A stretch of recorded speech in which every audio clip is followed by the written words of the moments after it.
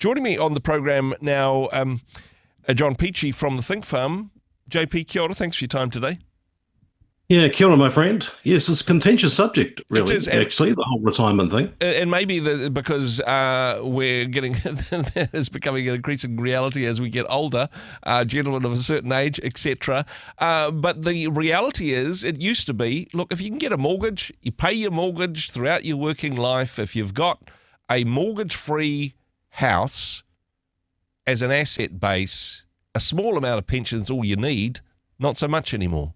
No, not so much at all. I mean, we've got people who are wanting to retire who can't because the ancillary costs of insurance, of rates, all those kinds of things, property maintenance, are becoming prohibitive. And interesting, I talked to a guy recently over the weekend who said he caught his elderly mother weeping one day and asked her what on earth was going on. And she was relaying the idea that she didn't know how she was going to keep the property because the rates demands were too high. Wow. And the trouble I had with that, the tragedy I had with that, is these are folks who've worked all their life and paid tax and been good, good Kiwi mums and dads who've done the right thing according to the financial advisors and paid off the mortgage and all that sort of thing. And they cannot relax. So something's wrong with our system if that's the case. And in some ways, people who are in that situation are more fortunate than people who are still renting into their retirement, who never got the opportunity to get a mortgage, let alone pay off a mortgage. Difficult to make ends meet, let alone provide for their children to support the next generation. Yeah, look, absolutely. I mean, there's such strange things going on at the moment. I mean, just in the last hour, the Prime Minister has said our house prices need to go up. Our house prices don't have enough value. The prices need to go up. So he wants to see house prices rise. And you go, what? I mean, what planet are you living on? I think that's the planet where people own multiple houses and get rental income from them. I think that is planet Luxon. And hey, not critical of people who have investment properties, but if that is where you are, then that looks like good news. For the rest of us, though, it's not good news at all, particularly for people wanting to become first home buyers. Well, it's very difficult because, I mean, people who have invested in properties, landlords who've got rental properties, when things like rates go up and all the other ancillary costs go up, I mean, lawyers' fees go up, bank charges go up, everything is continually rising. That means that rents are going to go up as well. And there's this really odd equation actually in the marketplace. If you're paying too much in rent, you can't put the money aside to become a homeowner, or it makes it extremely difficult. Now, the numbers are just not good. And I think we need to hold some of the promises made by our local councils, big organisations worth billions of dollars. We need to hold them to account because we were told things like the Auckland Super City was going to reduce costs. Mm-hmm. And Andrew, one of the things that I just do not understand is how a system that gets bigger, scale is supposed to give us economies of scale in terms of costing. So costs are supposed to come down per head when you have a bigger system. Not in this country. It seems like the larger the councils are, the more expensive the rates are. They're going up everywhere. Yeah. And I'm shocked. I've got family members who've told me what they're paying. When you combine the insurance, the insurance costs, and now I see there's a whole new slew of advertising saying, going back to what it used to be before, you only get half a pyramid. You've got to be really careful that your insurance is going to give you a new house. Mm-hmm. I mean, so we're getting hit on that angle. But the cost of adding insurance and rates and property maintenance is becoming, I think, just ludicrous. But again, who's holding councils to account for those cost increases all the time? And if you are a retired person, yes, you've been diligent, you've paid your mortgage, you're mortgage free, having rates and insurance costs of hundreds of dollars a week.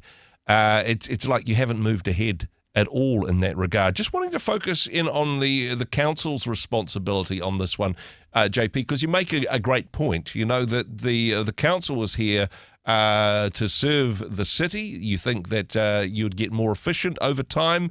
Look, if you're growing a business, you're wanting to get as many customers as possible and you're going to want to charge them as much as possible for the quality of your service. But the council shouldn't be in a business model. Is that part of what's broken here? That the council shouldn't be in the business of making more and more money, They should be in the business of serving their community for as little as possible.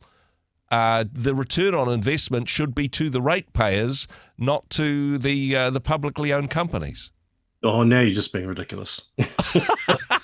Yeah, I mean, the fact that some sort of civil service organisation should serve the public, what a crazy idea that is. And you look, you can extrapolate that conversation over just about everything. Our water supply, our electricity supply. There's no such thing as competition. We say, oh, we've got different branded electricity suppliers. Yep. The electricity all comes from pretty much a single source, right? The generation plants come from a single source. There's no real competition. They are monopolies. They're state-owned enterprises, and somehow the books are cooked to make you look like they're making profits and they're benefiting the country. I mean, those things, electricity should be as cheap as it possibly could be to enable business to survive, to enable people to heat their homes. I mean, there are repetitive conversations around people who can't afford to put heaters on in the winter. Yeah. Yet apparently we have these healthy home standards, and I mean, it's a nonsense, really. We've not seen efficiency out of governments or councils for I don't know how long. They continue to restructure, they continue to change their personnel, and I always maintain this position on accountability. Accountability doesn't exist at a government level. Just because you vote someone out, that doesn't make them accountable for the money they've spent or the mess that they've made. Yeah. And I think you look at the Auckland underground rail system. I'm still scratching my head to know who exactly is going to use that system. Billions of dollars worth of cost. To what benefit? I just don't understand it. I think there may be a solution for that one, JP, because once it's finally finished, thanks to Winston Peters' gold card, I'll be able to just sit in the train and go round and round in circles because I can't afford to live anywhere. It's better than a park bench, mate. Maybe that's its actual benefit, but it's a very expensive park bench. It is a very expensive park bench. I did hear someone tell me the other day that in their retirement with the gold card, they can go and visit Waiheke as many times as they want for no cost. But yeah, look, it is craziness. I think we have to hold these people to account. But I did have a conversation with one of the heads of local government New Zealand a wee while ago now, who was saying part of the problem we've got in this country is that people can be elected to council under a democratically elected process who are basically obsessed with one thing. And you use the example, someone wants a local walkway in a park. Yep. And they parade and they stand on that particular issue and they get elected. But now they're responsible for being part of the decision-making process of billions of dollars worth of assets. And they're completely unqualified. And you can look at our education board of trustees system, same thing. Democratic elected people who have no idea in a lot of cases what on earth they're doing. No disrespect to them, but I mean, these are highly skilled requirement positions. Yep. Again, I just don't understand. I mean, close to where I live, sections have been sold, but have been now told they can't build on them for 6 to 7 years because the underground infrastructure is not good enough. Wow. Well, hang on. How did we not know that? In the meantime, they're paying a mortgage on land they can't use. Now, they can't use. JP, you make a great point about accountability, but here's this wonderful opportunity coming up. Of course, we've got local body elections. That if you're not happy with your rates, if you're not happy with what the council's doing at the moment, we can engage with the process, out with the old, in with the new, but perhaps nothing really changes. Well, I think we have to take responsibility for some of this, and we have to do due diligence. Look at our current crop of politicians. I mean, there are some people in the House who are misbehaving badly. I mean, the House has always got argy-bargy. That's taken for granted. But you've got people who have committed and continue to commit some, reasonably serious offences, for which the police have been involved. I mean, we simply have to take a step back, I think, and be much more invested in looking at the character of people who are put in charge of our future, our children's future. One of the guys at church I was talking to the other day, 76 years of age, working in a call centre still. And he said he could stop work, but it means the difference between the quality of the bread that he buys and stuff like that. I mean, that's not fantastic, right? And one of the problems I do have is with these systems that are taxing our elderly people for rates.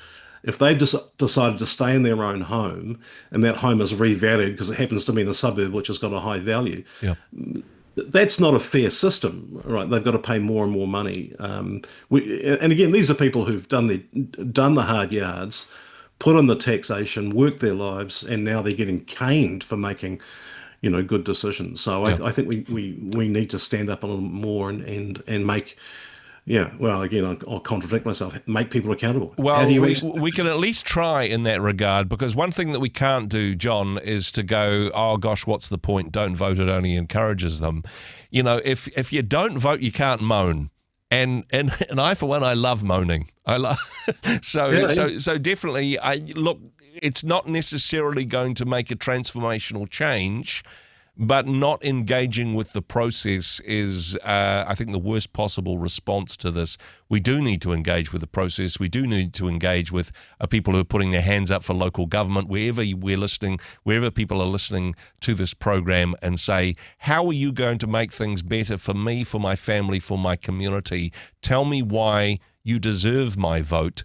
Let's have some tough conversations before we get to the ballot box, rather than throwing up our hands in despair, right?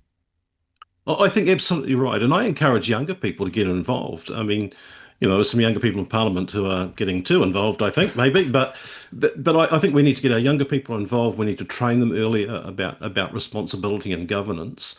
But also, just a kind of a slight moan on this. When you look at the statistics of who are voting in elections, in our own history, first in the world, women to get the right to vote.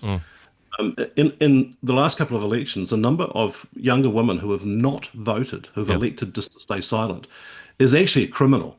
It's kind of an insult to the people in the past, those women who gave their lives for, Yeah. for the sake of voting. We need to step up in that Not letting regard. blokes off the hook on this one either, actually. No, That this is a democratic responsibility, and as I say, if you don't vote, you can't moan. So yeah. so vote, and then text me what you think the council should be doing better. 8168, the number to text, start with the first word, comments. JP, thank you so much for the insight, the wisdom that you bring to this program. Thanks for joining us. Hey, thanks very much for joining us in the Rhema studio. Thanks very much for watching the interview. It's kind of nice to have an audience, actually. And if you did like what you watched, then do give us a like, do give us the thumbs up. And if you'd like to see more interviews like that one, or perhaps even better, subscribe and those interviews will come straight to you. Don't forget to turn on your notifications, and we'll see you in the next one. Cheers.